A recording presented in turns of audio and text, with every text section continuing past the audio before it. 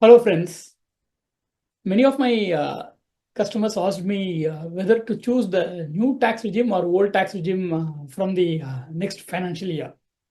So they have shared some of the data like their CTC and payslip. So what I have done is that I have done some workings to make them understand the benefits which are applicable in the old tax regime with all the deductions and the effective tax savings in the new tax regime. So let me share you a live example for you to understand. So kindly look at this file. Yeah, if you look at this, there is one client of mine who has got a CTC of 24 lakhs, where their EPF employer contribution is 1,18,900.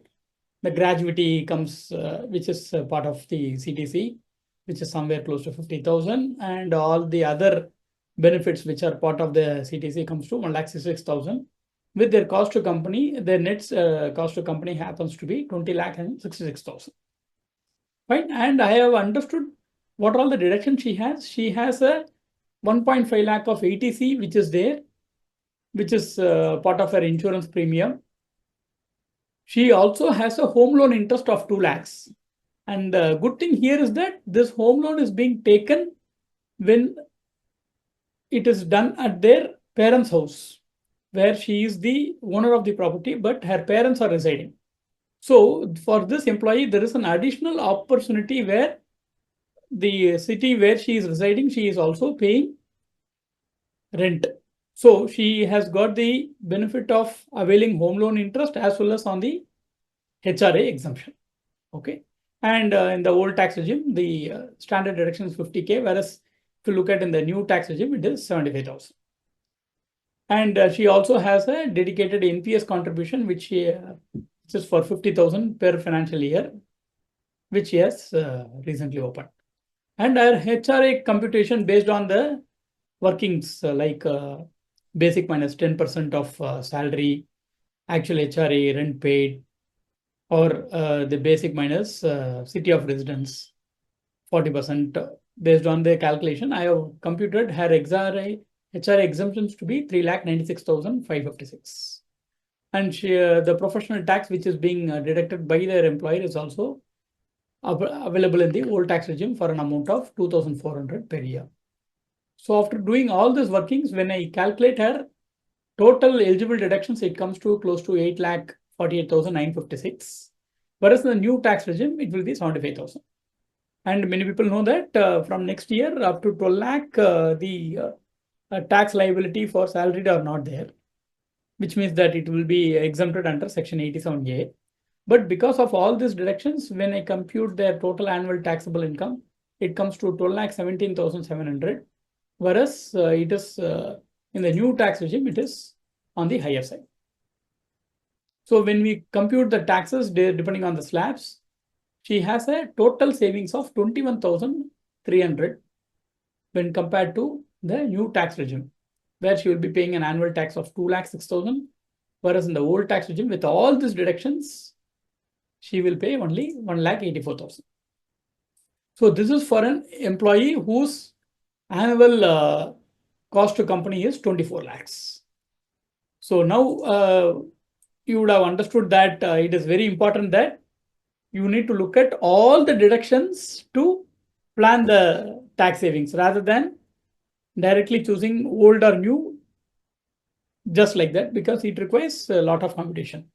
I also done a data with a slightly higher package, a middle level, senior level management, where his gross annual income comes to 45 lakhs. Let me show you that data.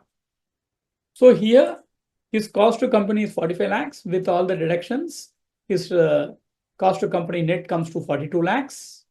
And he has got ATC, which is very much covered under employee provident fund itself. And he also took a medical insurance for him for 25K and did a maximum deduction, and for his dependent parents, which is also allowed up to 50,000. And he does not have a home loan, but he has the standard deductions is allowed. and he also has 2 kids where the children education allowance of 100 rupees per month for each kid is also given. NPS contribution also is there, and based on the HRA computation, his exempted HRA comes to 6,50,000. With this, when we compute, it comes to the total eligible deductions is crossing 9,77,000, and his total annual taxable income comes to 32,22,000. Whereas in the new tax regime with only standard deductions without any NPS contribution from the employer, which is not there, so it comes to 41,25,000. So his annual taxes, if you look at in the new tax regime, it will become 8,50,200 including surcharge, whereas in the old tax regime, it is 8,10,451.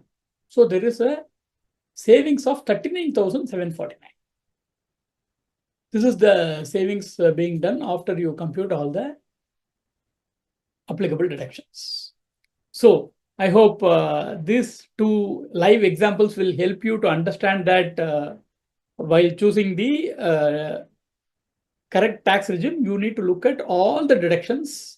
Maybe you can sit with your financial planner, share your CTC, share your payslip, so that at the time of April, when you wanted to declare it to your employer, we can tell you which one to choose either the old or new, depending on your all the deductions and exemptions.